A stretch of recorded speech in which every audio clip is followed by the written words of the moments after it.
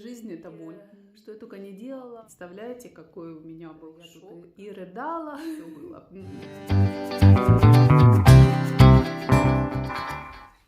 Привет, друзья! Вы на канале Swiss Stitch. Меня зовут Ирина, и это канал о рукоделии и вышивке крестом. И сегодня специальный выпуск, посвященный скатерти. И вот, друзья, перед вами моя рождественская скатерть во всей своей красивой развернутом виде и уже даже проклеенная флизелином с обратной стороны. И что я могу сказать? Жизнь — это боль. Я уже и рыдала здесь, и что я только не делала. Одним словом, я всю эту неделю пыталась реанимировать эту скатерть, привести в чувство себя и привести в чувство эту скатерть, потому что она у меня полиняла, да, как это ни странно звучит. Она полиняла, нитки DMC полиняли, и полинял красный и бордовый цвет. И как вы можете видеть, этот красный и бордовый цвет присутствует почти в каждом дне Рождества. Представляете, какой у меня был шок, когда это случилось, когда я это увидела. Ну, короче говоря, я тут и рыдала, и волосы на голове рвала, и этой же головой об стенку билась, и все эти эпитеты, все туда, все было. Ну, короче говоря, я не знаю, как это могло произойти. Это нитки DMC, и ладно бы эти были нитки ручного крашения, когда ты знаешь, что у тебя нитки могут полинять, ты либо как-то это, я не знаю, я в этом случае вообще не стираю. А здесь нитки DMC, я всю жизнь ими вышивала. Я в машинке в стиральной стираю вещи, которые вышиты с нитками DMC, никогда у меня такого не случилось. То ли эти нитки левые. Я вообще в шоке, я, понимаете, я уже не знала, что, честно говоря, делать. Сейчас я вам сниму со штатива камеру и покажу вам поближе. И вы увидите, где эта бедуленька случилась. Я уже и такие современные методы применяла. Там эти пятновыводители, эти все листочки туда клала. И что я только не делала. И в уксусе, и аммиаком, и даже в одном месте хлоркой, палочкой ватной я вытирала. Ну, короче говоря, я тут уже что только не делала, чтобы спасти эту скатерть. Но, к сожалению, еще не удалось мне эти потекшие места удалить полностью. Так что вот такое случается. Не знаю. Теперь, если уже и нитки DMC надо проверять на текучесть, тогда я уже вообще не знаю, к чему мы идем. В общем, сейчас покажу поближе. Срок, так что может трясти. Вот особенно видно на вот этой надписи «Dancing». Вот здесь они полиняли прямо конкретно. Самое это трагическое было. И ладно бы я там стирала, но это только так назвать стиркой можно. В холодном мыльном растворе полежала эта скатерть, я не знаю, полчаса. Потом я ее прополоскала, и это все. И этого достаточно было, чтобы это полиняло. Вот видите вы, да? Ну да, и на камере оно видно, что оно полиняло. Потом еще самая большая трагедия была вот на 12-м дне Рождества, на вот этой штучке тоже видно. И, наверное, когда я сушить складывала, где я вам говорила, хлоркой, ну вот видно, здесь вот эти были прям, это, наверное, от вот этой надписи они отпечатались. Ну, короче говоря, вот так. Расстроилась я, расстроилась, ничего не сказать. Я очень сильно расстроилась до такой степени, что мне не хотелось ее даже шить. Потому что я несколько раз ее стирала, отстирывала, пыталась что-то делать, и оставляла на ночь, замачивала. И, ну, одним словом, вы меня понимаете. Что там говорить, я год вам голову морочила, показывала эту скатерть, и вот так в конце такая фигня произошла. Не знаю. Ну что ж, буду делать уже такую, что ж теперь не выбрасывать ее. И по центру, самое главное, по центру это танцующие леди у меня, и по центру у меня пятнище. Так, а сейчас я занимаюсь тем, что я приметываю кантик к краю моей скатерти. Меня просили показывать, как я буду всю эту скатерть шить. Ну, в принципе, ничего такого сверхъестественного я не буду делать. Что я сделала? В первую очередь я проклеила флизелином обратную сторону. Это позволит держаться хорошо бисеру там. И в случае, если там он вдруг не очень хорошо закреплен, с помощью этого флизелинчика он будет держаться крепко. Флизелин здесь тоненький, и он, знаете, типа трикотажный. Я вам сразу не показала, но я, к сожалению, его весь истратила. Сейчас пойду посмотрю, если у меня маленький кусочек остался. Нашла вот маленький кусочек, видите, смотрите, какой он тоненький, и он такой, знаете, типа, не типа бумаги, а типа ткани. Ну, чтобы скатерть, она была как бы закреплена, но не стояла колом, потому что есть такой флизелин, он, ну, прям как бумага какая-то. Так вот нет, я вот такой. Вы скажете, почему биечка более светлая, белая? У меня сама скатерть вышита на вот этом цвете слоновой кости или как бы шампань, или как он там называется. А биечка такая беленькая, это специально сделано. Я хотела именно сделать так, как там на картинке. Там на картинке именно так и есть. Бейка это, ну, кантик этот слегка посветлее, чем сама скатерть. Ну, чтобы, наверное, чтобы она выделялась хорошо.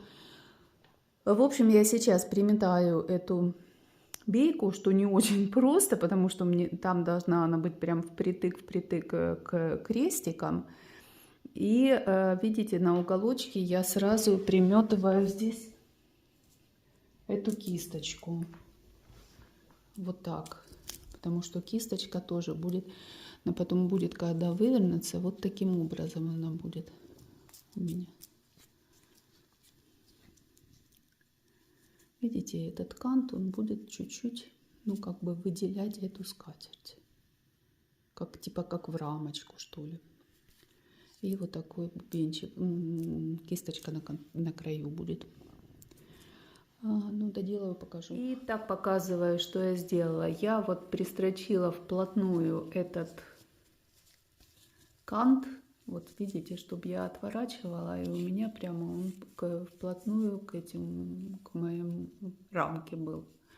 И сразу я встрочила внутрь эти... И следующим моим шагом будет, надо мне пристрочить эту подкладку. Это у меня подкладочная ткань обыкновенная. И мне надо вот теперь будет...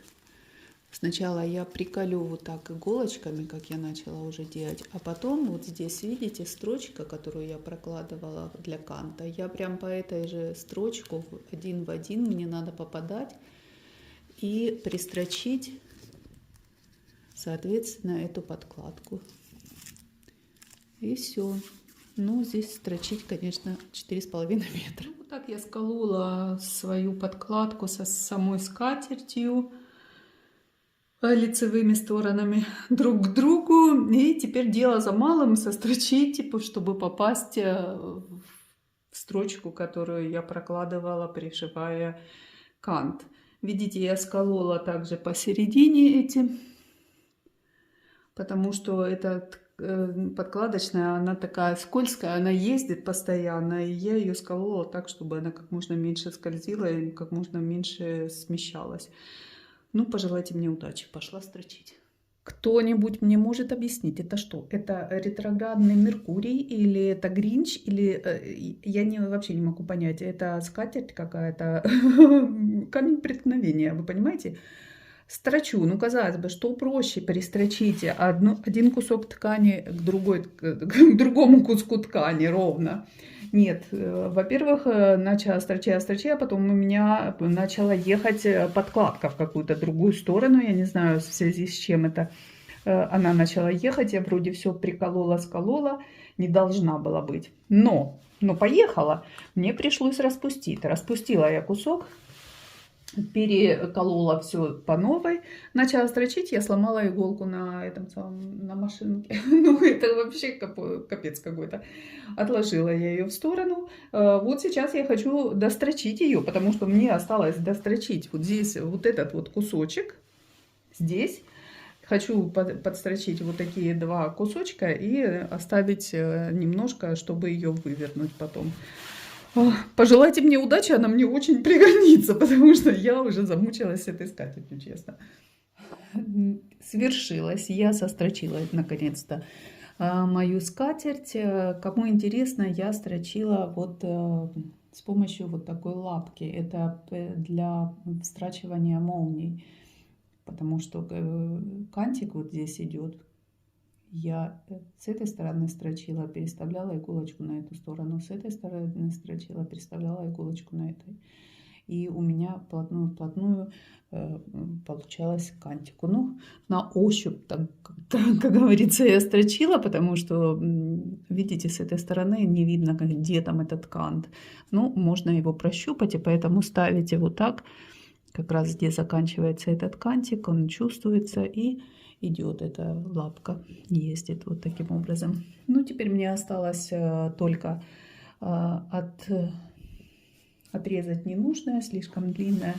Потом здесь на уголочках мне надо будет срезать вот таким образом, чтобы уголки хорошенько выворачивались. Хорошенько ее отгладить, зашить вот этот, что я оставила для выворачивания, этот кусочек, и все, и скатерть будет готова. Чтобы отрезать ровненько край, я вынула ниточку на льне. Вот видите, я думаю, это хорошо видно. И сейчас по этой вынутой ниточке ровненько обрежу. Ну и разгладить, понятно. Итак, моя скатерть сшита, отутюжена. И остался финальный штрих. Это зашить этот выем, который я оставляла для того, чтобы вывернуть. Вот здесь. Это я сделаю потайным швом. И вишенка на торте. Пуговички. У меня не все пуговички. У меня, к сожалению, только 10 из 12 пуговиц. Но я думаю, если за год они не появились, то вряд ли они уже появятся. Я слышала, что снимают эти керамические пуговицы с производства. И, видимо, у меня 2 дня будут без пуговиц. Но зато 10 с пуговицами.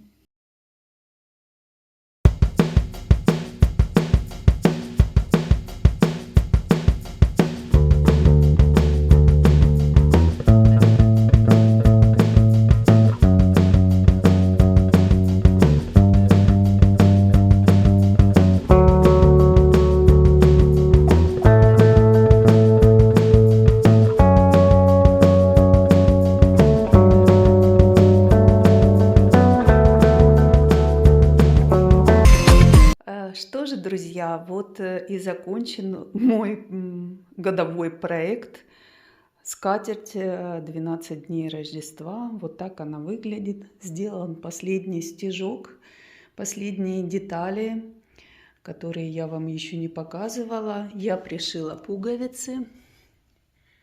Как я уже сказала, у меня всего лишь 10 пуговиц, у меня не хватает 2 пуговиц, но я боюсь, что их уже, я искала их целый год, и их уже нету.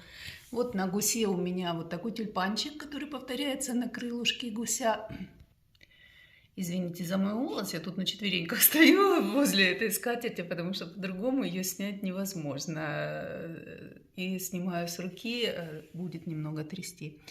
Вот на лебеде вот такой красивый, как волны, тоже повторяющийся рисунок, как на крылышке этого лебедя. 5 колец, вот такое сердечко, которое повторяет цвет на надписи Rings. Есть у меня поющие птицы, тоже вот такое сердечко на нем, ну, потому как сиреневое здесь, повторяется все такое. Танцующие леди, вот у них вот такой прекрасное сердечко.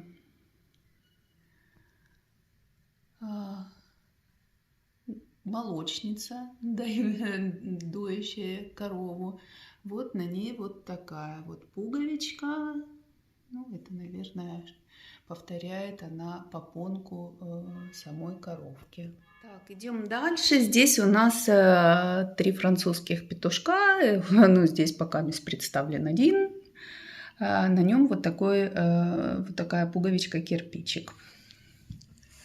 На 10 прыгающих господ у меня, к сожалению, не было пуговички.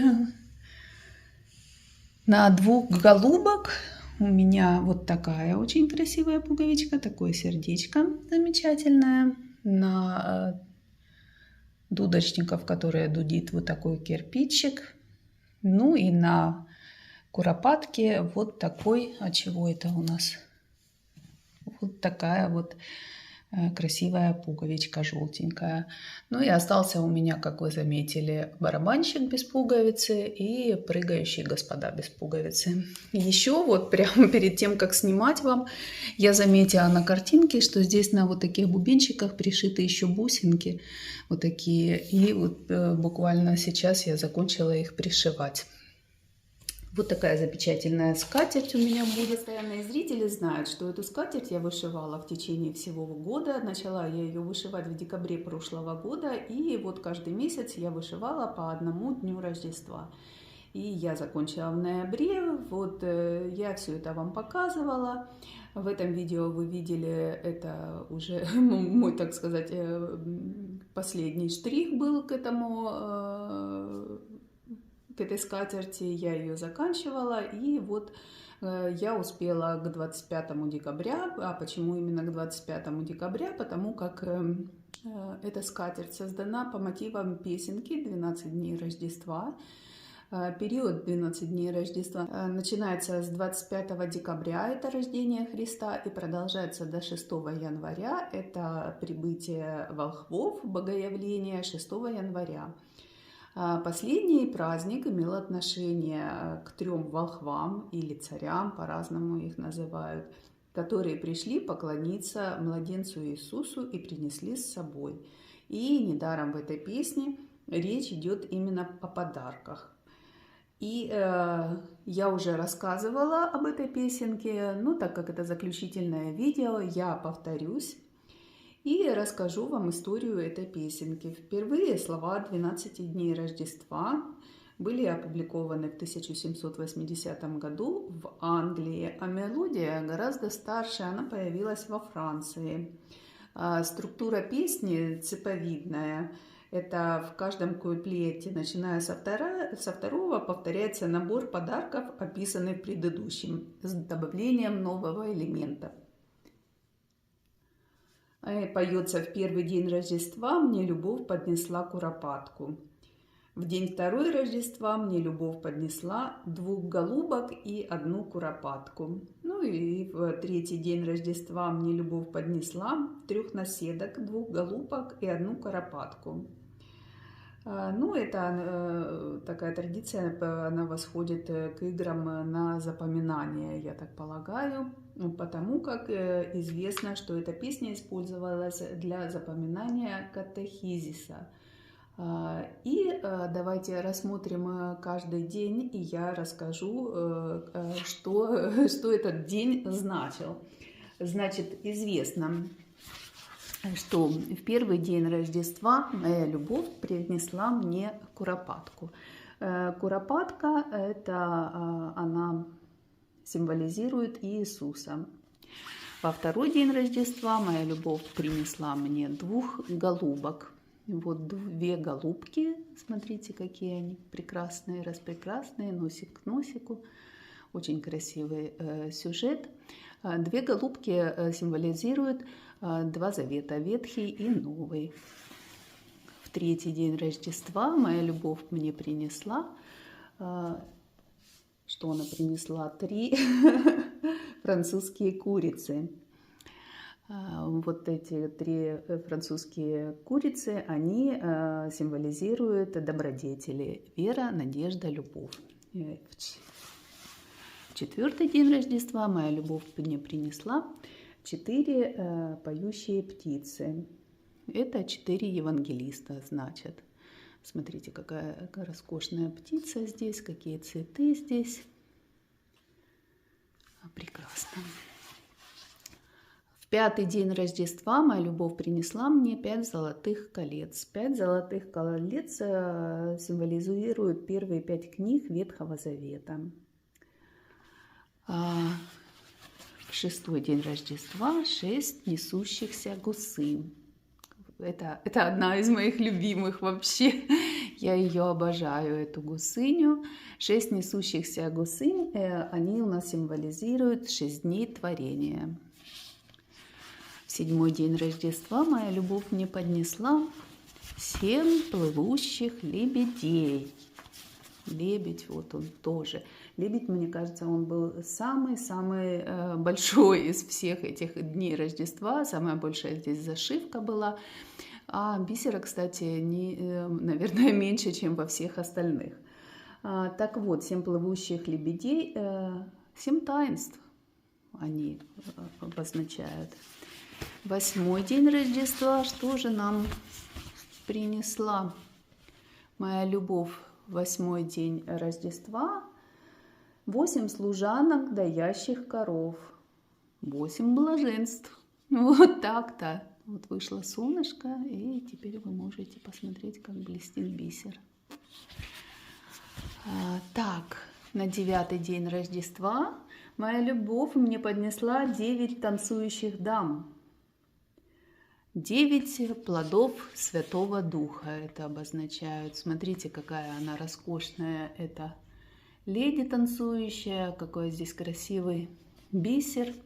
Жаль, что она только полиняла. Смотрите, на платьечке у нее бисером украшены, цветочки. Вот где бисера уже для леди не пожалели бисера. И на декольте у нее бисер здесь, и здесь на всем платьечке. Ой, извините. Ну, поехали дальше. 10-й день Рождества моя любовь поднесла мне 10 прыгающих господ, 10 скачущих господ, 10 заповедей. Ну, посмотрим, вот какие красивые господа. Смотрите, у него весь кафтан расшит бисером, и панталоны, и цветы вокруг, ну, тоже на прыгающего лорда не пожалели бисера. Очень красиво. В 11-й день Рождества моя любовь поднесла мне 11 дудочников, которые дудят. Peppers Pipin. Это... И 11 дудочников у нас означают 11 верных апостолов. И последний, 12-й день Рождества, моя любовь мне принесла 12 барабанщиков, 12 пунктов учения в апостольском символе веры. Вот так. Вот такая интересная скатерть, вот такая интересная история за этой скатертью стоит. Мне очень нравилось ее вышивать, мне очень нравилось узнать, потому что я не знала до этого о такой традиции 12 дней Рождества. И знаете, когда я начала изучать этот, как говорится, вопрос, мне везде попадались... история этих 12 дней Рождества. И как вишенка на торте, буквально недавно я посмотрела новый фильм с Эдди Мерфи. Актер, он мне очень нравился, но он так долго вообще не снимался, я его не видела. И там речь идет именно о 12 дней Рождества, как он там подписал контракт и потом мог превратиться в маленькую статуэточку. Не помню название, но если вы захотите, вы можете найти по фильмографии Эдди Мерфи последний его фильм в этом году, который вышел. Ну что же, сейчас я вам расскажу, пожалуй, техническую часть. Перебралась я за стол, потому что не просто лазить на четвереньках по полу. Здесь будет гораздо удобнее и легче рассказывать. Я вышивала по буклету, по вот такому буклету, где собраны все эти 12 дней Рождества. Увидела я эту идею у Таисии Дягилевой. Она оформляла эти 12 дней Рождества, она их оформляла как типа гирлянда, флажочки она такие делала. Ну, когда я купила, они мне понравились в виде флажочков очень сильно, но когда я увидела, когда пришел мне буклет, здесь на обратной стороне показано, как эти 12 дней Рождества оформлены в скатерть.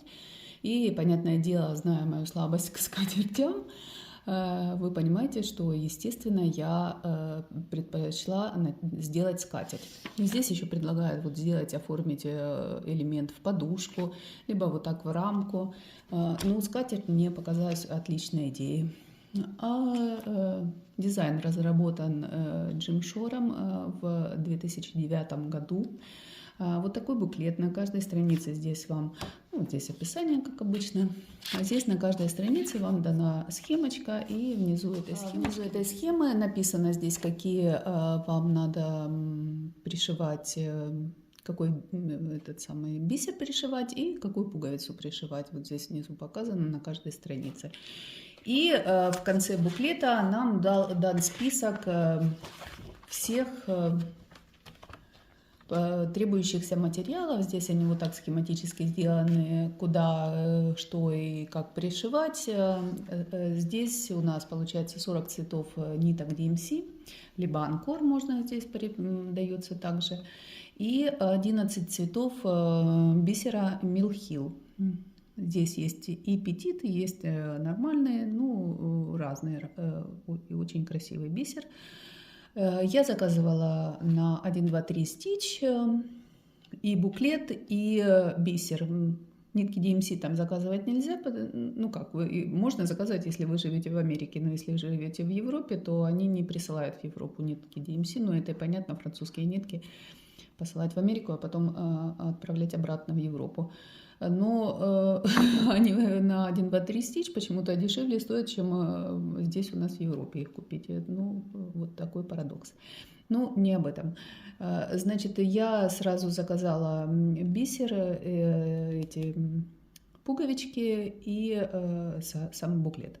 Мне пришли все материалы, и всех материалов мне хватило, бисера, и ну, пуговицы сразу не хватало 4 штуки. Потом я, те, которые не хватало, я написала, что я жду, когда они появятся, чтобы мне прислали. Мне прислали еще 2, а 2 так они и не появились. Я искала еще там на eBay, ну, короче говоря, не нашла. И у меня тут такая оказия случилась неприятная с бисером Green Velvet, зеленый велюровый, да, если перевести. Мне прислали одну коробочку, ну, я уже эту историю рассказывала, я ее сразу мгновенно потратила, по-моему, там у меня чуть ли не сразу в первый день Рождества, она у меня вся ушла, нет, может, не в первый, ну, короче говоря, она очень быстро закончилась. А я посмотрела, она, вот здесь вы даже можете заметить, сейчас я возьму что-нибудь. Вот, смотрите, Green Velvet, и смотрите, в скольких он днях используется. Вот практически он во всех, вот, который темным закрашен, во всех он используется, во всех днях Рождества. Ну, самое больше, конечно, красный используется он во всех днях Рождества, красный этот бисер используется.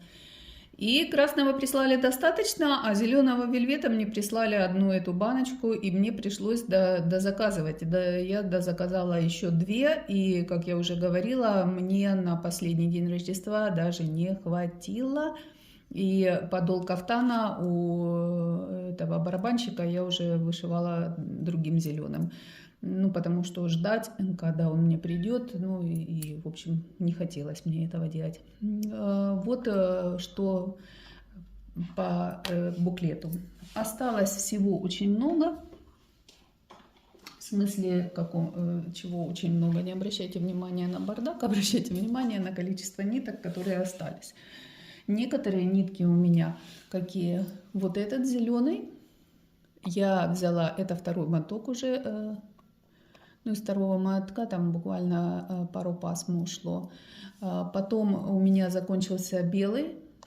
Из белого тоже пару ниток с нового мотка взяла. А все остальные нитки, смотрите, остались. Но из-за того, что их 40 цветов разных, и в принципе расход-то небольшой здесь идет в каждом. Поэтому всех ниток по одному мотку будет достаточно, кроме, как я сказала, вот этого зеленого. Это какой у меня номер, я не знаю, кому-то нужна эта информация. 701 DMC.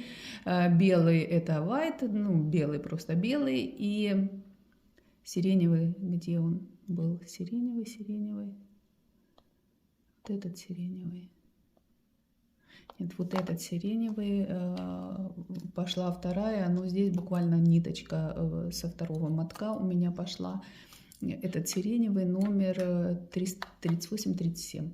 А всех остальных, смотрите, тут я нарезала, а теперь думаю, зачем я это сделала, зачем я его нарезала. Ну, буду перематывать уже так, как есть. Вот, бисера, и бисера тоже осталось. Некоторые, конечно, позаканчивались, но некоторые пооставались. Вот здесь немножечко у меня осталось белого, вот здесь вот сиреневого осталось.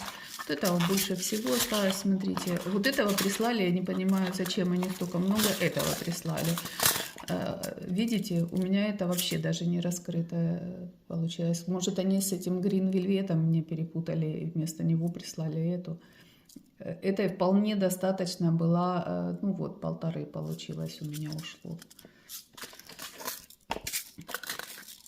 Ну, а всего остального, всего было достаточно, что они положили. Очень красивый бисер, остаток. Вот этих было больше всего, вот этих было 4. Вот я думаю, что Green Velvet тоже должно было быть 4 вот таких ну как, коробочки этих. Вот такой красивый зеленый. Так что у меня теперь мелхила можно будет еще что-то вышить. Ну и черный. Черный вообще была одна вот такая коробочка. И видите, сколько осталось тут. Черного этого пошло буквально, я знаю, там на сапоги и на пуговицы у дудочника все. Ну и вот это тоже. Вот такой цвет какой-то не очень красивый. Теперь будет у меня 2 коробки почти целых. Ну вот, пожалуй, и все. Поздравьте меня с окончанием такого глобального, грандиозного проекта. Поздравьте меня, что мне удалось сшить эту скатерть, что было, наверное, самым сложным во всем проекте. И я вас поздравляю с наступающим Рождеством. Желаю всего самого наилучшего. Пусть вам ваша любовь принесет 12 таких же чудесных подарков. И всего доброго. Я прощаюсь с вами. До следующего видео. Всем пока-пока.